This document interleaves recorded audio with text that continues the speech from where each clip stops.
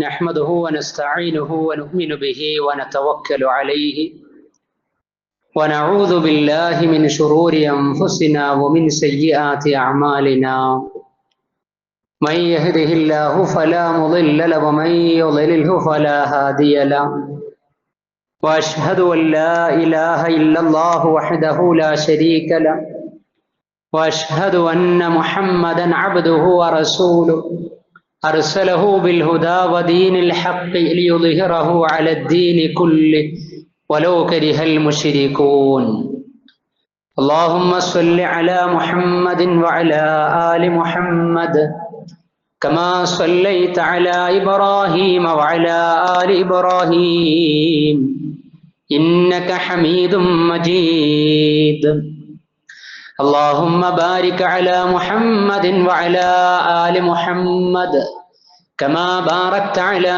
إبراهيم وعلى آل إبراهيم إنك حميد مجيد أما بعد فإن خير الكلام كلام الله وخير السنن سنن محمد صلى الله عليه وسلم وشر الأمور محدثاتها وكل محدثة بدعة وكل بدعة ضلالة وكل ضلالة في النار يا أيها الذين آمنوا اتقوا الله حق تقاته ولا تموتن إلا وأنتم مسلمون أعوذ بالله السميع العليم من الشيطان الرجيم بسم الله الرحمن الرحيم إن فرعون علا في الأرض وجعل أهلها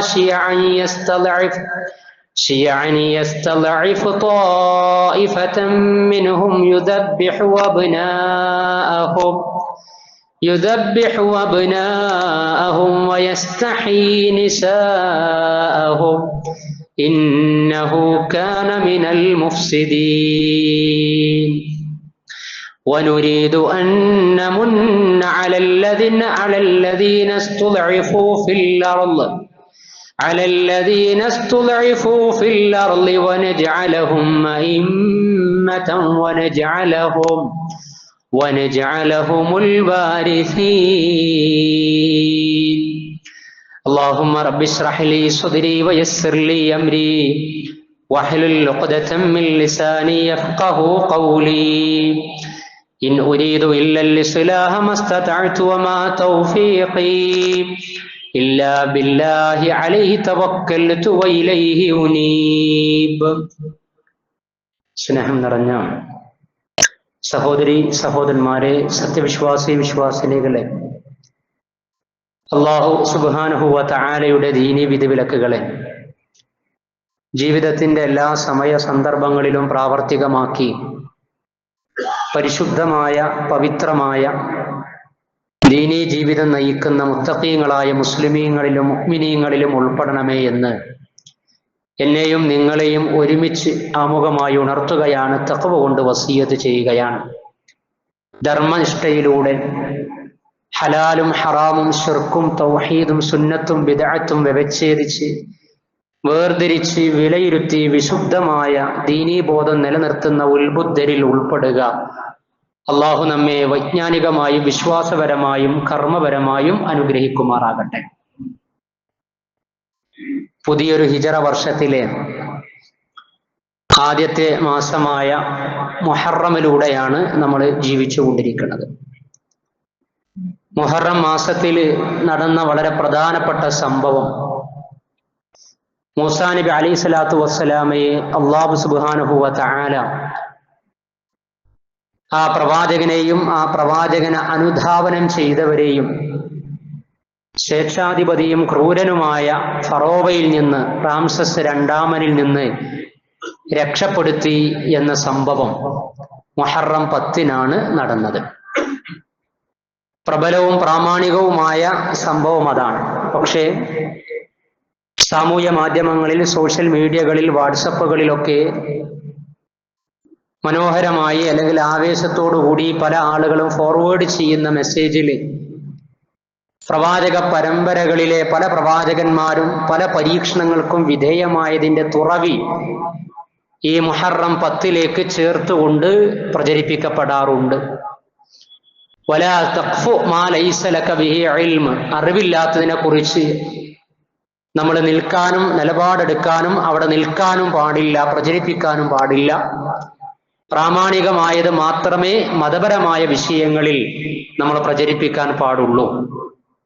മൂസാ നബി അലൈഹി സ്വലാത്തു വസ്സലാമയുടെ അതിജീവനവും രക്ഷയും തുറവിയും വിജയവും മുഹറം 10 നടന്നിട്ടുണ്ട് എന്ന് വെച്ച് യൂനുസ് നബി അലൈഹി സ്വലാത്തു വസ്സലാമയെ അള്ളാഹു മത്സ്യത്തിന്റെ വയറ്റിൽ നിന്ന് രക്ഷപ്പെടുത്തിയത്, കടലിൽ നിന്ന് രക്ഷപ്പെടുത്തിയത് മുഹറം 10 അതേപോലെ തന്നെ ഈസാ നബി അലൈഹി സ്വലാത്തു വസ്സലാമയെ ആകാശത്തിലേക്ക് ഉയർത്തിയത് മുഹറം 10 നമ്രൂദിന്റെ തീകുണ്ടാരത്തിൽ നിന്ന് പ്രവാചകൻ ഇബ്രാഹിം നബി അലൈഹി സ്വലാത്തു വസ്സലാമയെ രക്ഷപ്പെടുത്തിയത്, നൂഹ് നബി അലൈഹി സ്വലാത്തു വസ്സലാമയുടെ കപ്പൽ ജൂദി പർവ്വതത്തിൽ ചെന്ന് അണഞ്ഞത്, ഇങ്ങനെ ഓരോ പ്രവാചകന്മാരുടെയും ജീവിതത്തിൽ ഏറ്റവും നിർണായകമായ അതിജീവന നിമിഷങ്ങളെ, സംഭവങ്ങളെ മുഹറം 10 ചേർത്തിക്കൊണ്ടുള്ള പ്രചരണമുണ്ട്. അത് അസ്ഥാനത്താണ്, പ്രബലമല്ല, ദുർബലമാണ്. എന്നാൽ ഈ മുഹറം മാസത്തിൽ സവിശേഷമായി നമ്മൾ ചിന്തിക്കുകയും പഠിക്കുകയും ആദർശ പാഠം നേടിയെടുക്കുകയും ചെയ്യേണ്ട വലിയ ചരിത്രം ഉലുൽ അസ്മിൽപ്പെട്ട കലീമുല്ലാഹി മൂസാ നബി അലൈഹി സ്വലാത്തു വസ്സലാമയുടെ ചരിത്രമാണ്. ആ ചരിത്രത്തിന്റെ ചീന്തകളും ചിന്തകളും ഒക്കെ ആയിരിക്കണം ഈ സമയത്ത് നമ്മുടെ മനോമുകുരത്തിൽ ഉണ്ടായിരിക്കേണ്ടത്. മൂസാ നബി അലൈഹി സ്വലാത്തു വസ്സലാമയെ കുറിച്ച് പറയുമ്പോൾ പ്രാഥമികമായി നമുക്കും നമ്മുടെ മക്കൾക്കുമൊക്കെ മദ്രസ വിദ്യാഭ്യാസത്തിലൂടെ ബാലപാഠങ്ങളിലൂടെ ലഭിച്ചത് മൂസാ നബി ഈജിപ്തിലേക്ക് നിയോഗിക്കപ്പെട്ട പ്രവാചകൻ, ഫിർഔനുമായി സംവദിച്ച പ്രവാചകൻ, ബനൂ ഇസ്രായേൽ പീഡിത സമൂഹത്തെ ചെങ്കടൽ കടത്തിക്കൊണ്ടുപോയ പ്രവാചകൻ, ഇങ്ങനെ ചരിത്രത്തിന്റെ പല വശങ്ങളും നമ്മൾ മനസ്സിലാക്കിയിട്ടുണ്ട്. വിശുദ്ധ ഖുർആനിൽ നിരവധി പ്രവാചകന്മാരുടെ ചരിത്രം പറയുന്നുണ്ടെങ്കിലും ഏറ്റവും കൂടുതൽ പരാമർശിക്കപ്പെട്ട ചരിത്രം മൂസാ നബി അലൈഹി സ്വലാത്തു വസ്സലാമയുടേതാണ്. വിശുദ്ധ ഖുർആനിലെ സൂറത്തുൽ ഖസസ്, അതേപോലെ തന്നെ സൂറത്തുൽ അംബിയാ, സൂറത്തു ത്വാഹ, സൂറത്തു ശുഅറാ, സൂറത്തു നാസിആത്ത്, ഇതൊക്കെ നമ്മൾ പരിചിതമായ അധ്യായത്തിൽപ്പെട്ട അധ്യായമാണ് സൂറത്തു നാസിആത്ത്. അമ്മ ജുസിയിലെ 2ാമത്തെ അധ്യായമാണ്. ഹൽ അതാക ഹദീസു മൂസാ ഇദ് നാദാഹു റബ്ബുഹു ബിൽ വാദിൽ മുഖദ്ദസി തുവാ ഇദ്ഹബ് ഇലാ ഫിർഔന ഇന്നഹു തഗാ. ഹൽ അതാക, പ്രവാചകരെ താങ്കൾക്ക് വന്നെത്തിയോ എന്ന് പ്രത്യേകം പറഞ്ഞ് ഒരു പ്രവാചകന്റെ ചരിത്രം പ്രവാചകൻ മുഹമ്മദ് നബി സല്ലല്ലാഹു അലൈഹി വസല്ലമയോട് മുൻഗാമികളിൽപ്പെട്ട ഒരു പ്രവാചകന്റെ ചരിത്രം പടച്ചറബ് പങ്കുവെക്കുന്നുണ്ട് എങ്കിൽ അത് മൂസാ നബി അലൈഹി സ്വലാത്തു വസ്സലാമയുടെ ചരിത്രമാണ്. 20ാം അധ്യായം സൂറത്തു ത്വാഹയിലും വഹൽ അതാക ഹദീസ് മൂസാ നബി അലൈഹി സ്വലാത്തു വസ്സലാമയുമായി ബന്ധപ്പെട്ട വർത്തമാനം, ഹദീസ് എന്ന വാക്കിന്റെ അർത്ഥം വർത്തമാനമാണ്. ആ വർത്തമാനം അതൊരു സംസാര വിഷയമാണ്. അത് താങ്കൾക്ക് വന്നെത്തിയോ എന്ന്. ഈ വർത്തമാന കാലത്ത് വർത്തമാനങ്ങൾക്ക് വിധേയമാക്കേണ്ട ചരിത്ര പശ്ചാത്തല പാഠങ്ങൾ വർഷങ്ങൾക്ക് മുമ്പ് ഈജിപ്തിലേക്ക് കടന്നു വന്ന ഇസ്രായേൽ സമൂഹത്തിന്റെ വിമോചന നായകനായിരുന്ന മൂസാ നബി അലൈഹി സ്വലാത്തു വസ്സലാമയിൽ ഉണ്ട് എന്നാണ്. അതന്നും ഇന്നും എന്നും അതൊരു സംസാര വിഷയം തന്നെയാണ്. ഫിർഔനിലേക്കാണ് നിയോഗിക്കപ്പെട്ടത്. എന്താണ് ഫിർഔനിലേക്ക് നിയോഗിക്കപ്പെടാനുള്ള കാരണം? ഇന്നഹു തഗാ, അവൻ അതിക്രമിയായിരിക്കുന്നു എന്നാണ്. അവന് പരിധി വിട്ടിരിക്കുന്നു, അന്യായം പ്രവർത്തിച്ചിരിക്കുന്നു. അന റബ്ബുക്കുമുൽ അഅ്ലാ, ഞാനാണ് നിങ്ങളുടെ അത്യുന്നതനായ രക്ഷിതാവ് എന്ന നിലക്ക് വരെ അവൻ പറയുന്നിടത്തേക്ക് എത്തിയിട്ടുണ്ട്. എല്ലാ സീമകളും അവൻ ലംഘിച്ചിരിക്കുകയാണ്. അതുകൊണ്ട് ഫദ്ഹബ് ഇലാ ഫിർഔന, താങ്കൾ ഫിർഔനിന്റെ സവിധത്തിലേക്ക് ചെല്ലണം, പോകണം എന്ന് പറയാൻ. എത്രത്തോളമാണ് അന്യായം പ്രവർത്തിച്ചത്? താനാണ് റബ്ബ് എന്ന് പറഞ്ഞു, ദൈവവിശ്വാസത്തിന് എതിര് നിന്നു. ഒരു ഫാസിസ്റ്റ് ഭരണാധികാരിയുടെ അതിന്റെ മൂർത്തമായ എല്ലാ രൂപഭാവഭാവങ്ങളും, എല്ലാ തരത്തിലുമുള്ള അന്യായ അക്രമങ്ങളും ഉന്മൂലന സിദ്ധാന്തങ്ങളും ഒക്കെ ഫറോവ റാംസസ് 2ാമനിൽ ഉണ്ടായിരുന്നു എന്നാണ്. ആമുഖമായി ഞാൻ ഓതിവെച്ച ആയത്ത് 28ാം അധ്യായം സൂറത്തുൽ ഖസസിലെ 3, 4, 5 സൂക്തങ്ങളാണ്.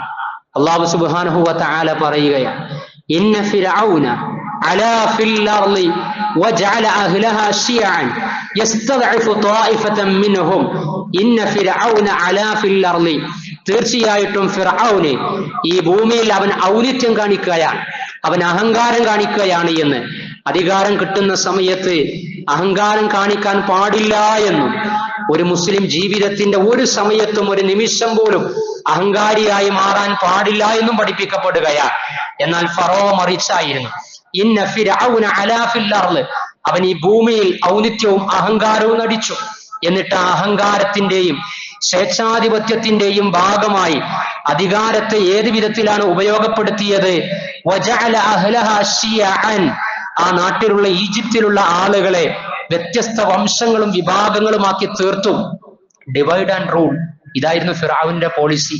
നമ്മൾ ചരിത്രത്തില്, ആധുനിക ചരിത്രത്തില് ജനാധിപത്യത്തിന്റെ പെരുമ അവകാശപ്പെടുന്ന രാഷ്ട്രങ്ങളിലടക്കം അധികാരം ലഭിക്കുന്ന സമയത്ത് പലപ്പോഴും ആ അധികാരത്തിന്റെ വഴിയും ലഭിച്ചതിന് ശേഷവുമൊക്കെ മനുഷ്യരെ ഭിന്നിപ്പിച്ചുകൊണ്ട് സ്വാർത്ഥ ലാഭത്തിനും അധികാരത്തിലേക്കും എത്തിക്കുന്ന, അല്ലെങ്കിൽ അതിലേക്ക് എത്തിച്ചേരുന്ന കാര്യങ്ങളൊക്കെ നമ്മൾ കാണാറുണ്ട്.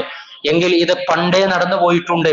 അതിന്റെ തനിയാവർത്തനങ്ങൾ പലപ്പോഴും ഭരണാധികാരത്തിന്റെ വിഷയങ്ങളിൽ ഭരണാധികാരികൾ നടപ്പിൽ വരുത്തുമെന്ന് പടച്ചറബ് പറയുകയാണ്, ഒരു പ്രവാചകനെയും ആ പ്രവാചക സമൂഹത്തെയും ഉദാഹരിച്ചുകൊണ്ട്. വജഅല അഹ്ലഹാ ശിയഅൻ, ആ ഈജിപ്തിലെ സമൂഹത്തെ വിവിധ വിഭാഗങ്ങളാക്കി തീർത്തു. ഏതൊക്കെ സമൂഹങ്ങളെ? അവിടെയുള്ള ആദിമ വംശജര്, കോപ്റ്റിക് വംശജര് ഉണ്ടായിരുന്നു. കോപ്റ്റിക് വംശജരും അതേപോലെ തന്നെ യൂസുഫ് നബി അലൈഹി സ്വലാത്തു വസ്സലാമയുടെ കാലത്ത് ഈജിപ്തിലേക്ക് വന്ന ഇസ്രായേൽ സമൂഹവും ഉണ്ടായിരുന്നു. അവർക്കിടയിൽ ഭിന്നതയുണ്ടാക്കി. ആ ഭിന്നതയിൽ പ്രയോഗിച്ച പലതുമുണ്ട്. ശുദ്ധ ഖുർആനിലെ പല അധ്യായങ്ങളിലും നിറഞ്ഞു നിൽക്കുന്ന ചരിത്രമാണ്. ഹാമാൻ എന്ന് പറയുന്ന ഒരു മന്ത്രിയുണ്ട്. ഫിർഔനിന്, സ്വേച്ഛാധിപതികൾക്കും ഫാസിസ്റ്റുകൾക്കുമൊക്കെ അവരുടെ തിട്ടൂരം നടപ്പിലാക്കുന്ന മന്ത്രിമാര് ഏത് സമയത്തും മന്ത്രിസഭയിൽ ഉണ്ടാവും എന്നത് അതിന് ഭൂതവും വർത്തമാനവും ഒക്കെ സാക്ഷിയാണ്. എങ്കിൽ ഹാമാനായിരുന്നു ഫിർഔനിന്റെ മന്ത്രി. ആ ഫിർഔനിന്റെ മന്ത്രി ഹാമാൻ പറഞ്ഞതാണ്, നമ്മളാണ് ഇവിടുത്തെ വംശജര്, നമ്മെ കവച്ചു വെക്കുന്ന രൂപത്തിൽ പെരുകിക്കൊണ്ടിരിക്കുകയാണ് ഇസ്രായേൽ വംശജര്, അതുകൊണ്ട് തന്നെ അവരെ കൊന്നൊടുക്കണം, അവരെ എത്നിക് ക്ലെൻസിങ്, വംശീയ ഉന്മൂലനത്തിന് വിധേയമാക്കണം. അവരുടെ സ്ത്രീകളെ കൊല്ലുന്നില്ലെങ്കിൽ കൂടി അവരിലെ ആണുങ്ങളെ, ആൺകുട്ടികളെ, കൗമാരത്തെ, യൗവനത്തെ, കുഞ്ഞുങ്ങളെ നമ്മൾ കൊന്നൊടുക്കണം എന്ന് പറയാ. ദുർബലമാക്കണം. നമ്മുടെ ഈജിപ്ഷ്യൻ സമൂഹത്തിലെ ഒരു വിഭാഗത്തെ ബനു ഇസ്രായേലരെ ദുർബലമാക്കണം. യുദബ്ബിഹു അബ്നാഹും, അവരിലെ ആൺമക്കളെ അറുകൊല ചെയ്യണം. നമുക്ക് ഭോഗിക്കാനും ഉപയോഗപ്പെടുത്താനും പീഡിപ്പിക്കാനും ബലാത്കാരം ചെയ്യാനും പറ്റുന്ന വിധത്തിൽ അവരുടെ സ്ത്രീകളെ നമുക്ക് ജീവിക്കാൻ അനുവദിക്കുകയും ചെയ്യാം. അസ്തിത്വമില്ലാത്ത ജീവിതം അവർ നയിക്കട്ടെ, എന്നാൽ ജീവൻ അവരുടെ ആൺമക്കളിൽ നിന്ന് നമുക്ക് അപഹരിക്കുകയും ചെയ്യാം. അങ്ങനെ നമ്മുടെ അധികാരത്തെ നമുക്ക് നിലനിർത്താം.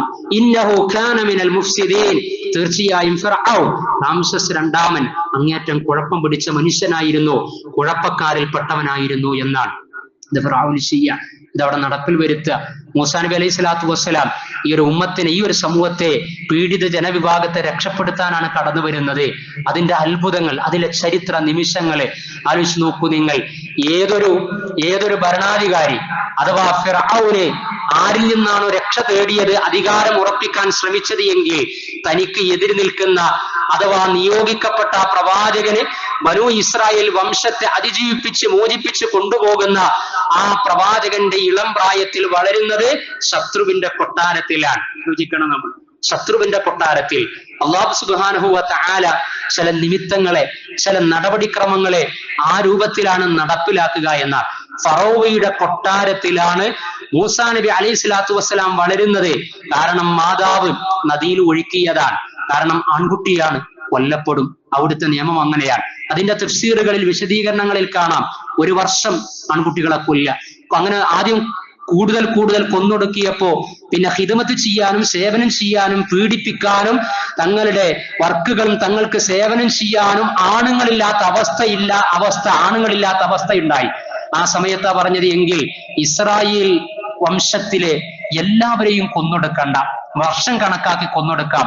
1 വർഷം കൊന്നൊടുക്കുകയാണെങ്കിൽ അടുത്ത വർഷം ജനിക്കുന്ന കുഞ്ഞുങ്ങളെ നമുക്ക് ജീവിക്കാൻ വിടാമെന്ന്. അങ്ങനെ കൊല്ലണ്ട എന്ന് തീരുമാനിച്ച വർഷത്തിൽ മൂസാ നബി അലൈഹി സ്വലാത്തു വസ്സലാമയുടെ സഹോദരൻ ഹാറൂൻ നബി അലൈഹി സ്വലാത്തു വസ്സലാം ജനിക്കപ്പെട്ടു എന്ന്. എന്നാൽ കൊല്ലാൻ തീരുമാനിച്ച വർഷത്തിലാണ് മൂസാ നബി അലൈഹി സ്വലാത്തു വസ്സലാം ജനിക്കപ്പെട്ടത്. അങ്ങനെയെങ്കിൽ ആ സമയത്താണ് ദൈവിക ബോധനമുണ്ടായത്. മൂസാ നബി അലൈഹി സ്വലാത്തു വസ്സലാം എന്ന പിഞ്ചു കുഞ്ഞിനെ നൈൽ നദിയിൽ ഒഴുക്കാനും അവസാനം ആ കുഞ്ഞ് ഫിർഔനിന്റെ കൊട്ടാരത്തിലേക്ക് എത്തിച്ചേരുന്നതും അവസാനം മൂസാ നബിയുടെ മാതാവ് തന്നെ ആ കുഞ്ഞിനെ പാലൂട്ടി വളർത്തുന്ന രംഗമൊക്കെ വിശുദ്ധ ഖുർആൻ അതിമനോഹരമായി സൂറത്തുൽ ഖസസിലെ തുടർന്നു വരുന്ന ആയാത്തുകളിലൂടെ വിശദീകരിക്കുന്നുണ്ട്. ഇതാണ് പടച്ച റബ്ബിന്റെ നടപടിക്രമം എന്ന് പറഞ്ഞാൽ. അദൃശ്യമായി അഭൗതികമായി അത്ഭുതങ്ങൾ ചില കാര്യങ്ങൾക്ക് വേണ്ടി അല്ലാഹു സുബ്ഹാനഹു വ തആല നിശ്ചയിക്കും എന്ന് തന്നെയാണ്. ആ നിശ്ചയത്തിന്റെ ബാക്കി പത്രമായി കൊണ്ട് പിന്നീട് മൂസാ നബി അലൈഹി സ്വലാത്തു വസ്സലാം പ്രബോധകനായി, പ്രവാചകനായി, ആ ഉമ്മത്തിനെ രക്ഷപ്പെടുത്തുന്ന മഹാപരിഷ്കർത്താവായി ഈജിപ്തിലേക്ക് മദിയനിൽ നിന്ന് കടന്നു വന്നു എന്ന് ചരിത്രത്തിന്റെ തുടർച്ചയിൽ നാം വായിക്കുകയാണ്. അഥവാ അധമരാക്കി, അധസ്ഥിതരാക്കി, ഒന്നുമല്ലാതാക്കി വംശീയ ഉന്മൂലനത്തിന് വിധേയമാക്കിയ ബനൂ ഇസ്രായേൽ സമൂഹത്തിന് പടച്ച റബ്ബ് അതിജീവനം കൊടുക്കുകയും ചെയ്തു. വനുരീദു അൻ നമുന്ന അലൽ ലദീന ഇസ്തുദ്ഇഫു ഫിൽ അർളി വനുരീദു, അല്ലാഹ് പറയാ, നാം ഉദ്ദേശിക്കുകയാണ് അന്നമുന്ന ദാക്ഷിണ്യം കാണിക്കാൻ, കാരുണ്യം കാണിക്കാൻ, ആരാണോ ദുർബലമാക്കപ്പെടുന്നവർ എങ്കിൽ, ആരാണോ മോബ് ലിഞ്ചിങ്ങിന് വിധേയമാകുന്നത് എങ്കിൽ, ആരാണോ ഭരണകൂടത്തിന്റെ ഫാസിസ്റ്റ് നയങ്ങളുടെ പേരിൽ വർഗീയവൽക്കരിക്കപ്പെട്ട ഒരു ഭൂമികയില് ആൾക്കൂട്ട അക്രമത്തിന് അന്യായത്തിന് വിധേയമായി കൊണ്ടിരിക്കുന്നത് എങ്കിൽ ആ അർത്ഥത്തിലൊക്കെ ആധുനികമായി വിശകലനം ചെയ്യാം. അങ്ങനെ ഭൂമിയുടെ ഏതെങ്കിലും കോണിൽ ഏത് കാലത്താകട്ടെ ദുർബലമായി കൊണ്ടിരിക്കുന്ന ആളുകൾക്കൊക്കെ ഒരു കാലം വരും, അവരെ നാം ആക്കി തീർക്കുന്നതാണ്. അയിമ്മത്തൻ, ഇമാമുമാരാക്കും, നേതാക്കന്മാരാക്കും. ഒന്നുമല്ലാതായി പോകാൻ സാധ്യതയുള്ളവർ തന്നെ ഈ രാജ്യത്തിന്റെ ദിശാബോധം നയിക്കുന്നിടത്തേക്ക് അല്ലാഹു സുബ്ഹാനഹു വ തആല എത്തിക്കും. വനജഅലഹുൽ വാരിസീൻ, പീഡിത ജനവിഭാഗത്തിൽ നിന്ന്, ഒറ്റപ്പെട്ടവരിൽ നിന്ന് അംഗബലമുള്ള അവസ്ഥകളിലേക്ക് എത്തിച്ചേരുകയും ചെയ്യും. ലക്ഷണങ്ങൾ മാറി മറിയും, അധികാരങ്ങൾ മാറി മറിയും. അതാണ് വനജഅലഹുൽ വാരിസീൻ, പീഡിപ്പിക്കപ്പെടുന്ന ഉമ്മത്തിൽ നിന്ന് തന്നെയാണ് പിന്നെ ശബ്ദിക്കുന്നതിന് വേണ്ടി ആളുകൾ 5, 10, 20, 30 ഒക്കെ കടന്ന് അധികാര സ്ഥാനത്തേക്ക് എത്തുക എന്നാണ്.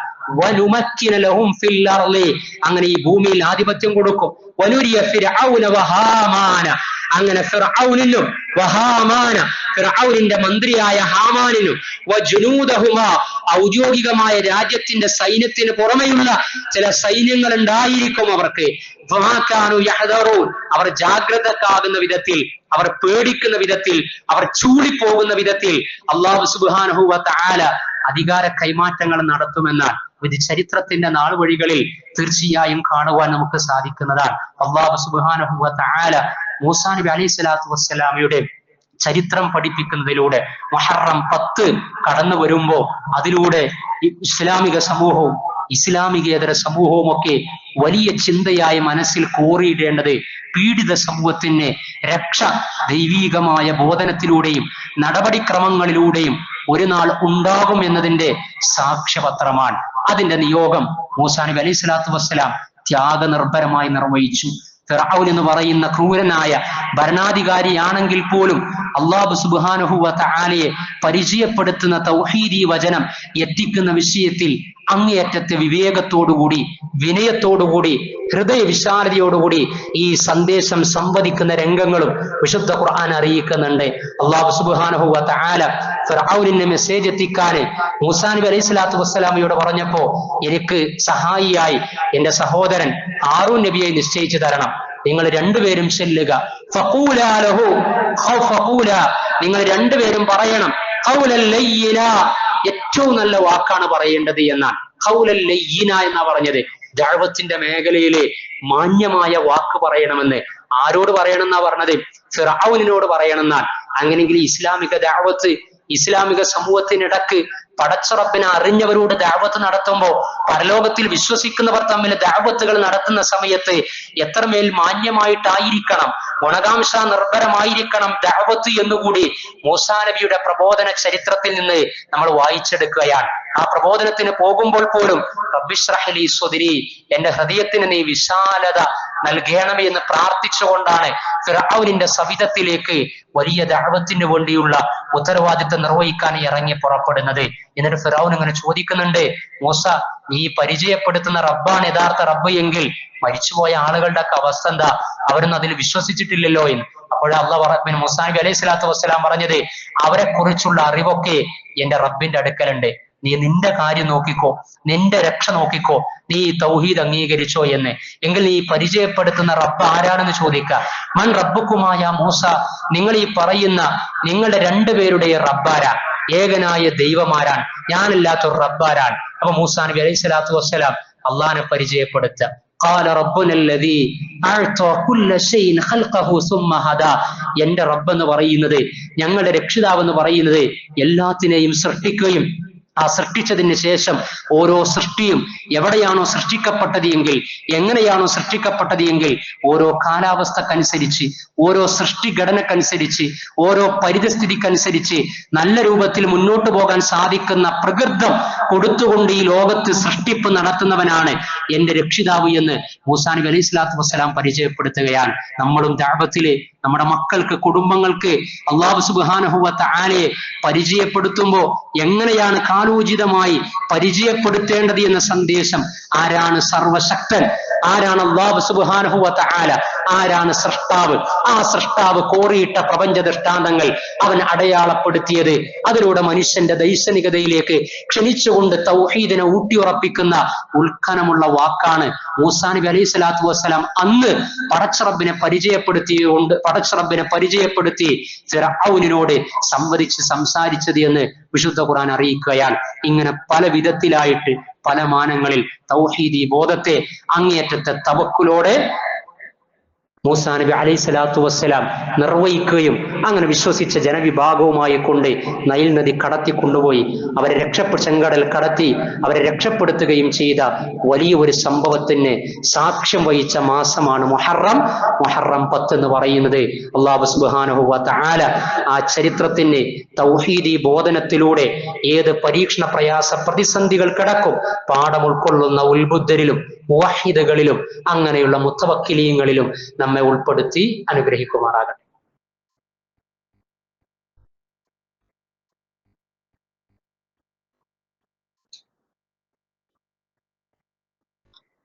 അൽഹംദുലില്ലാഹ് ഹംദൻ കസീറൻ തയ്യിബൻ മുബാറകൻ ഫീ കമാ യുഹിബ്ബു റബ്ബുനാ വയറല്ലാഹു വഅശ്ഹദു അൻ ലാ ഇലാഹ ഇല്ലല്ലാഹു വഹ്ദഹു ലാ ശരീക ലഹു വഅശ്ഹദു അന്ന മുഹമ്മദൻ അബ്ദുഹു വറസൂലുഹു അർസലഹു ബിൽ ഹുദാ വദീനിൽ ഹഖ് ലിയുദ്ഹിറഹു അലദ്ദീനി കുല്ലി വലൗ കരിഹൽ മുശ്രികൂൻ.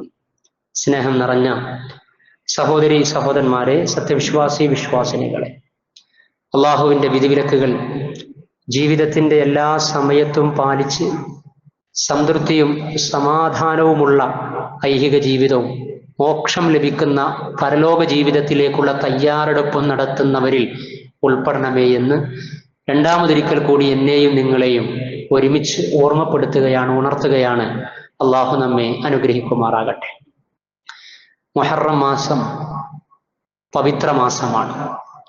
കഴിഞ്ഞ ഖുതുബയിൽ ഈ മാസത്തെ പ്രത്യേകിച്ച് അതിൽ ആദ്യ 10 ദിനങ്ങളെ നഹ്സായി, അശുഭ ലക്ഷണമായി, അവലക്ഷണമായി, ദുശഗുണമായി കണക്കാക്കുന്ന ചിന്താഗതികൾ ഉണ്ടാകാറുണ്ട് എന്ന് നമ്മൾ പറഞ്ഞിരുന്നു.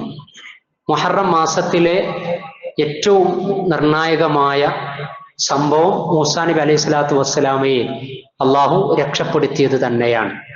അതുകൊണ്ട് ഈ മാസത്തിൽ പ്രത്യേകമായി ഒരു മുസ്ലിമിന് ഏതെങ്കിലും തരത്തിലുള്ള അനുഷ്ഠാന കർമ്മം നിർവഹിക്കാനുണ്ടോ എന്ന് ചോദിച്ചു കഴിഞ്ഞാൽ വ്രതാനുഷ്ഠാനമാണ് നിർവഹിക്കാനുള്ളത്. ആ വ്രതാനുഷ്ഠാനം നിർവഹിക്കാനുള്ള കാരണം ആദ്യത്തെ ഖുതുബയിൽ സൂചിപ്പിച്ചത് തന്നെയാണ്. അള്ളാഹുവിന് ശുക്ർ ചെയ്തുകൊണ്ട് മൂസാ നബി അലൈഹി സ്വലാത്തു വസ്സലാം നോമ്പ് നോറ്റു. അതേപോലെ തന്നെ ഇസ്രായേൽ വംശജർ നോമ്പ് നോറ്റു, ജൂതന്മാര് നോമ്പ് നോറ്റു.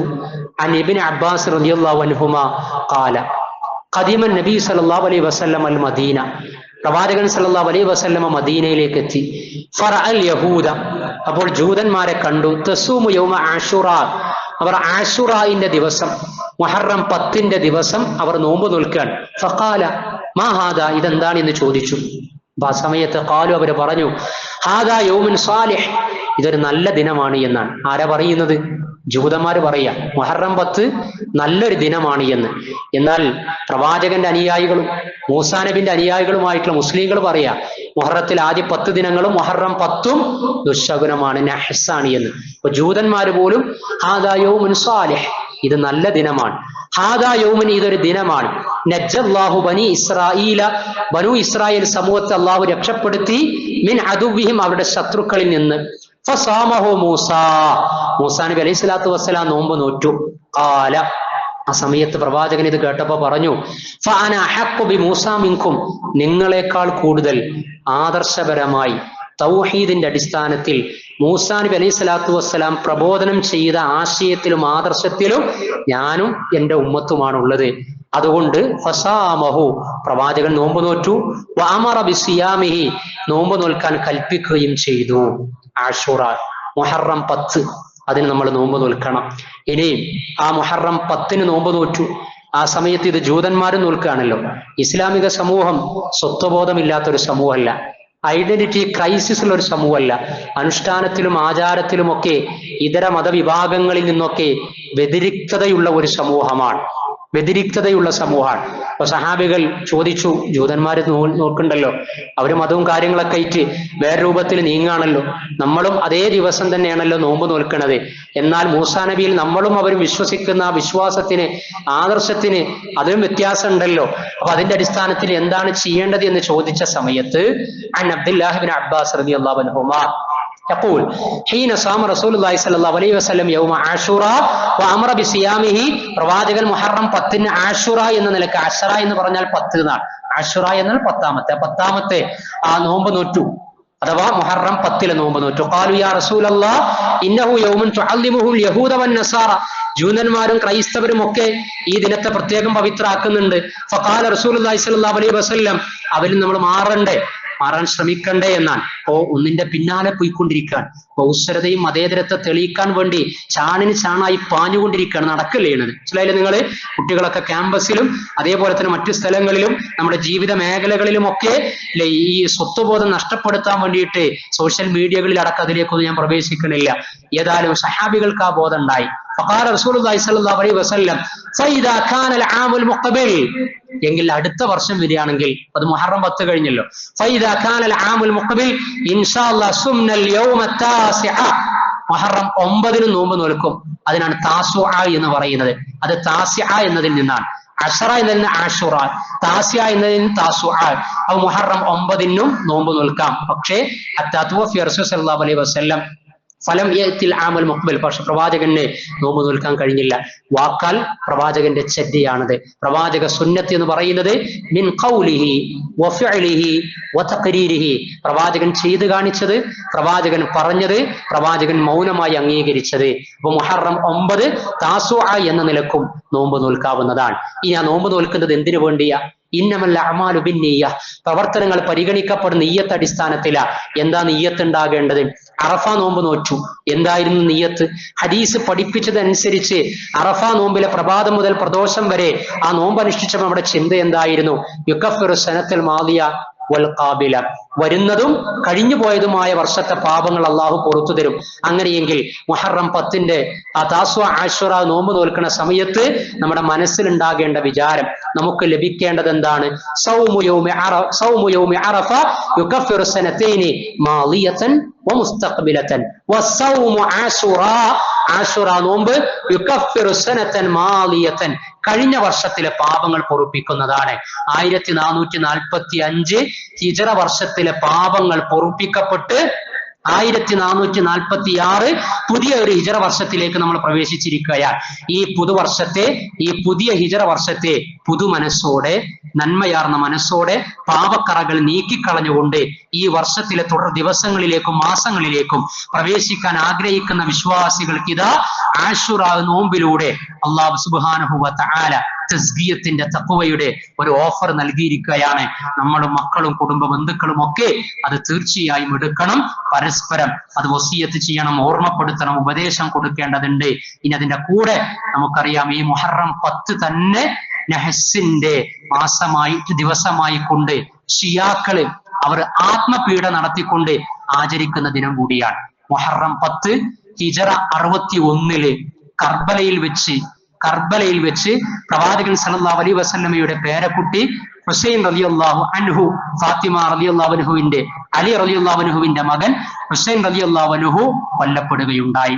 ദാരുണമായ സംഭവമാണ്, സങ്കടമുണ്ട്. പക്ഷേ ആ സങ്കടത്തെ, ആ കൊല്ലപ്പെടലിനെ, ആ വേർപാടിനെ, ആ ദുരന്തത്തെ അതിശയോക്തി കലർത്തിക്കൊണ്ട് പ്രവാചക കുടുംബത്തോട് അദമ്യമായ അങ്ങേയറ്റത്തെ അഭിവാഞ്ചയാണ്, ആഗ്രഹമാണ് എന്ന നിലയ്ക്ക് അനാചാരങ്ങളും അത്യാചാരങ്ങളും ആത്മപീഡയും ഒക്കെ കൊണ്ടുവരാൻ ഇസ്ലാം സമ്മതിക്കുന്നില്ല.